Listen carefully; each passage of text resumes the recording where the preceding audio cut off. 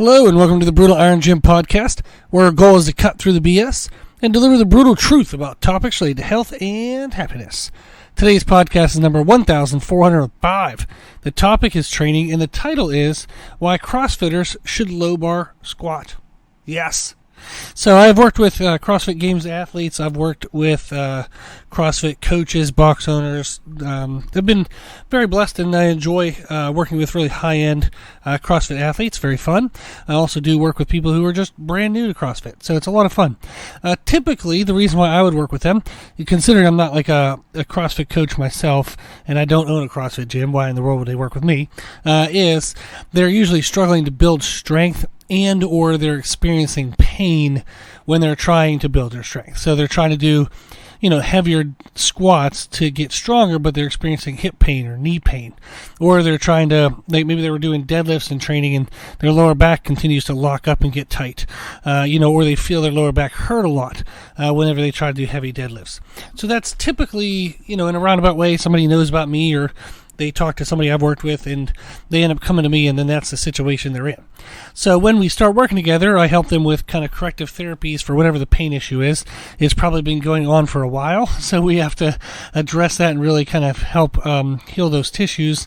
We also establish a healthy balance of nutrition, which is helpful to repair the injury, but it's also because most CrossFitters undereat for how active they are, and they don't time their nutrition correctly to maximize the recovery ability of the food that they are eating. So there's a lot of things we can do nutritionally that help them feel way better energy, way better recovery, look better. I've had CrossFit coaches, by the time we're done working together or by the time we get into our full system, they're freaking peeled in veins and they could step on stage if they wanted to. So that's a lot of fun. And then I also analyze their lifting technique to see what could be causing the pain. Now, one aspect in our programming that I always include, but, I don't know, maybe not always, but very often I do include it, but it comes with some skeptical kind of questioning, is the use of low bar squatting.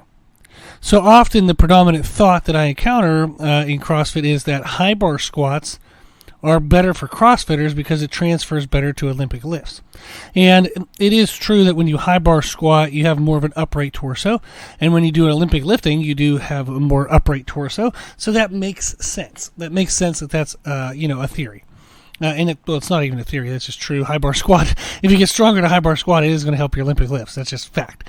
But for many athletes, due to their anatomy, they're actually stronger in a low bar squat position than they are in a high bar squat position.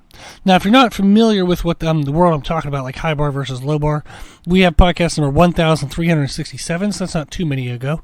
Podcast 1367, a Q&A podcast titled Squat, High Bar versus Low Bar. So you can learn about that.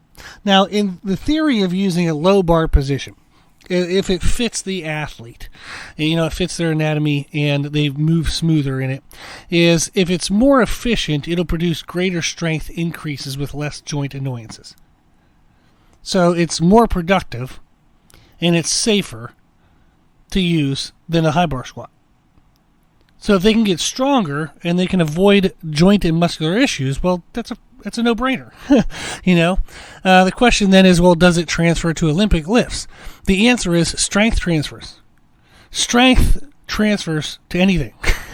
So getting stronger in general will help your other lifts. And you can still do high bar squatting for kind of medium-based volume of strength development. So an example, and this is just a rough example just to get the concept across, is you can do low bar squats for sets of 5 reps or less. And you can do high bar squats for sets of 6 reps or more. So it's not that you exclusively low bar squat or you exclusively only high bar squat. Why not blend the both? So the benefit of this example is since low bar squatting has a more forward tilted angle on the torso, it does require more low back engagement to brace and hold that position. So if you're doing higher rep sets that require higher time under tension, the longer the tension, the more fatigue accumulates in the low back. You end up annoying the low back more than you end up annoying the legs. So high rep sets of squats and low back squats end up being more of a low back strength endurance exercise than they are a leg strength development exercise. So switching to high bar makes more sense. Reduce the low back work, increase the leg work, and the point of doing higher reps is met. Given that kind of description, it's clear to see that higher reps are better with a high bar setup. But inversely, when we look at lower reps, the goal of maximal strength output, it makes more sense to involve the low back. So there's more muscle sharing the workload. So low reps are better with a low bar setup. Now, this again, there are people anatomy-wise who fall out of this, where they don't move more efficiently low bar. And that's not very common. Typically, low bar is a better position for most people. So that's why, for many of my CrossFit athletes, we use a low bar position for strength development and a high bar position for strength volume. Since CrossFit does require a wide variety of movements, there's a ton of muscle and joint stress. And often it's way beyond kind of the frequency than you would typically see in regular training. So regular training, people might recommend to train the muscles twice a week. You know, if you're going to train your chest twice a week. If you're going to train your back twice a week. You'll hear that. Well, CrossFit, you damn near do every muscle every day. So the muscle and joint annoyance is much greater in CrossFit. So if we understand that, the need to protect the muscles and joints is very, very high. It's extremely high.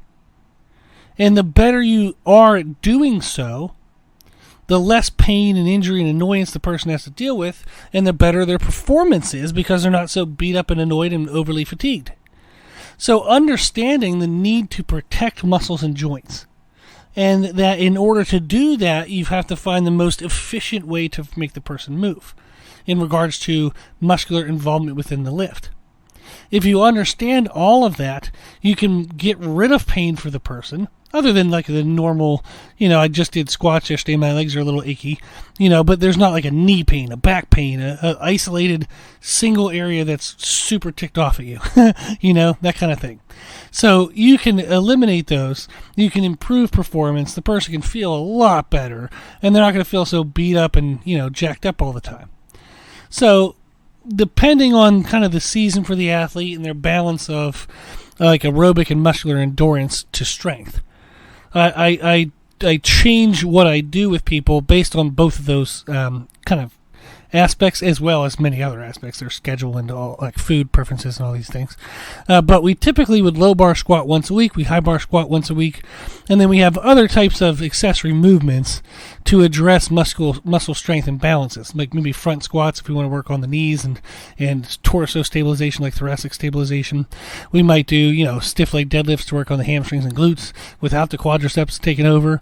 So it's almost like you're blending powerlifting, like strength-based programming, into CrossFit. And you could do that really freaking well. Like, that's what I do. So you can definitely do that very well. Now, so if you are like a CrossFit athlete and you're struggling to build strength, and or you're dealing with this kind of joint annoyance or like some pain that doesn't seem to go away, if you haven't yet tried low bar squats, I would recommend that you do so. Again, you can listen to podcast 1367. It's a Q&A podcast titled Squat, High Bar versus Low Bar, and you can listen to that podcast and learn more about it. And then to just learn the positioning, you can YouTube, low bar position versus high bar position for squats, and then you'll see people tell you what the positional differences are. But it has huge benefit to strength development and joint and muscle protection. So it's an amazing aspect that, like, when I do talk to CrossFit coaches and athletes and stuff, sometimes they're not aware of the benefit of low bar squat, or they just think, well, that's just what powerlifters do. And it's like, oh, no, like, it's actually a really cool thing. It can actually really help you, if you program it correctly. So it would be something to try out if you haven't before. I think it would be a great idea. Like I have one of my CrossFit athletes right now, he wears Olympic lifting shoes and does low bar squatting. And he is setting PRs in CrossFit lifts every single week. And it's because we now have him in the proper position for strength development, and he is just crushing his numbers. So super, super happy for him. But where he was at, like where he was before we met, was he was in flat shoes and high bar, and it looked like trash. It was awful. He said his lower back hurt all the time. His knees would be really achy. And now, all of a sudden, he's feeling bulletproof and hitting PRs. So it's absolutely a thing that if you haven't used before, it could be something that could be very beneficial. Now, if you do try low bar position, you might find that you have really like tight chest muscles and or your shoulders feel really tight to get to that low bar. Just go to YouTube, type in Brutal Iron Gym Lacrosse Ball Chest, and you'll see me showing a therapy of how you can open up tight muscles across your chest, and that'll improve your kind of thoracic, like shoulder blade, kind of like shoulder joint positioning to help make the low bar more comfortable. Okay, so if you have never tried it, please give it a try. Listen to podcast 1367. I think it'll help a lot. If you have any questions, just reach out or email us brutalirongym@gmail.com. I can always help. If you want to send a video of you squatting, I'll get back to you. I try to get back to everybody's emails within a week. I do a pretty good job of that overall. So if you send it to me, I will find a way to get back to you. But you can send a video of you squatting, and I'll let you know if I think a low bar would help. You can also just send an email, talking about programming. So what I do with CrossFit athletes is typically, the most typical version is I blend strength work into their CrossFitting programming rather than just taking over their entire programming, which I have done for coaches all the time. But if you're a member of a CrossFit, you probably want to attend the class and do what the class does. So I'll help you know how to modify that stuff and kind of work within the class structures so you can still be part of the group. But if you have any questions or anything like that, just shoot me an email, brutalirongym@gmail.com. I appreciate everybody listening. I hope that there's a benefit to every single podcast. I hope that if you are new to low bar squatting, I hope you look into it, and it might be able to help you out a lot. Cool. Well, if you like today's podcast or the podcast in general, please consider sharing the podcast. The more people we share it with, the more people we can help, and that's the whole point of why we're doing this. So if it's been helpful in your life, please consider sharing it. Sharing it on social media reaches the most amount of people. Sharing it in a conversation with a friend at least reaches the friend. So I appreciate everybody who shares everything. Also, thank you to the patrons of the podcast, people who financially support the podcast. The podcast is well over $1,000 a year for hosting costs, and I give an hour to it every day, so I really appreciate the financial support so we can keep doing this every day and keep it for free, which is awesome. Also, if you like the information we share in our podcast, you can find more from us on our social media channels on Instagram, Facebook, Twitter, and YouTube under the name Brutal Iron Gym. If you have any questions, feedback, suggestions, anything you want to know, let us know at our email, brutalirongym@gmail.com. As always, I hope this was helpful, and thank you for listening.